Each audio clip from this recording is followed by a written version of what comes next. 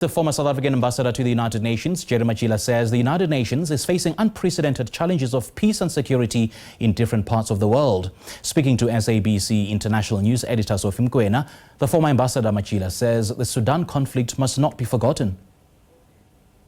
In the first place, I think we welcome the ceasefire, but I think we should have avoided the incidents of the few days. They were really avoidable. If we have invested more on peace, there were already a peace track between the United States and Iran on the nuclear question.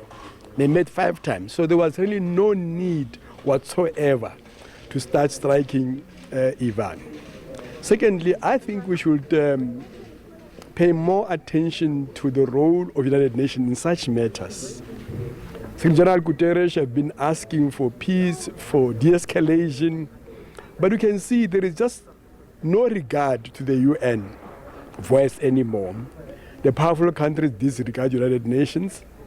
I had hoped that at least at the Security Council, a meeting called twice or so in Israel, they could have reached an agreement to escalate and not to go into that conflict in the Middle East, and nobody is getting from this conflict. None of us, not the Israel, not Americans, no one came out a winner in that conflict. But what we see behind is unfortunately a loss of life, distractions, tension in the whole area, compounding the situation in Palestine, which is reeling itself under the yoke of merciless attack from the Israelis.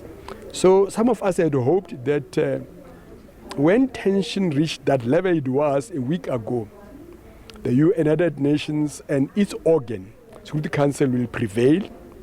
It looks like the Security Council is paralyzed. It can't resolve Ukraine, it can't resolve DRC, it can't resolve even the Palestine question, particularly the Gaza. This unfortunate situation when member states create organs, member states invest in organs, and the same member states then undermine those organs, then the rule of law disappears, international law disappears. How do you still say, I belong to the UN, I swear on the charter, I will go by the charter, but disregarded on when you need it most is when you resolve peace. Remember, the UN was born on the ashes of a devastating Second World War. So the Council was given the mandate to maintain international peace and security. Now, the very same powers who crafted this document and gave that role to they really undermine it again. So I think for a lesser state, very unfortunate that the crafters of this charter, the people who gave these mandates are themselves undermining the mandate of the United Nations. But I think more for some of us is, I think we are in a dangerous stage of international relations. Maybe to do with the changing global powers in the world. Everybody's saying, I have to act to show I am still powerful.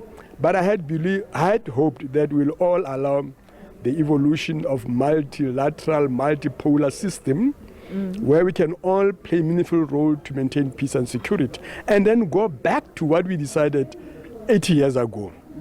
And therefore give hope to many people. Right now, I'm not sure what is the role of the UN. As you correctly say, it's paralyzed. Security Council is paralyzed. Regions are paralyzed. So it seems like, the powerful are the ones who have the sway on global affairs, which is very, very unfortunate, because we have undermined the system that has maintained peace so far. Sudan on the continent. I just spoke to the former Sudanese Prime Minister Hamdok, painting a very grim picture. But what is more troubling is that now this is a forgotten conflict. You know, Sophie, what happened in the Middle East when after Israel have bombed Iran and America entered the war, they're frozen conflicts elsewhere. Hamdok is right. what is happening in Sudan is unacceptable. What is happening in Gaza is unacceptable. What is happening in many parts of the world is unacceptable. So the whole attention now is in that area.